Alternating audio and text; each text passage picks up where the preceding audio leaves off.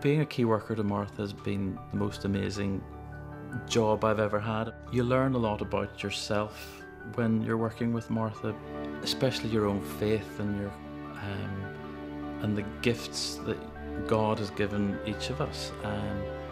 Martha believes a lot in prayer and has certainly spurred my prayer life on. Even when we're in the car and we're looking for a parking space, Martha would say, "Let's pray and we'll find a parking space," and sure enough, a parking space comes very quickly, and you just feel blessed being in her presence, and I feel blessed being in this job as well.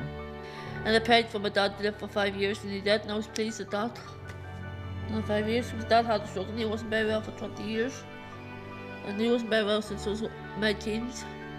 Martha went through a difficult time a year or two ago when her father died, and she had a lot of questions that she wanted to ask about prayer, and she wanted her dad back, and she wanted to know why God took her father away at the time. But she has come to accept the fact that he is in heaven looking down on her, and that she has her life to live, and she knows she has her life to live because she would talk quite a lot about heaven. I enjoy one-to-one with the staff and don't like too many crowds. I like going to the museum and I like going to see shows. I love buying old stuff like 1800s and 1700s. When I lived with my family in the Dons, I had fireplaces in most bedrooms, and that's why I make my flat antique.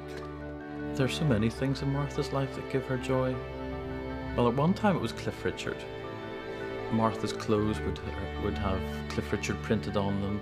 She would wear a little necklace with Cliff Richard around her neck. She would have handbags, and Martha was able to say that she had seen Cliff Richard 3 or 4 to 5 times in concert. But I like Special Olympics. Go to Special Olympics on a Monday night. See if we've got a gold medal too.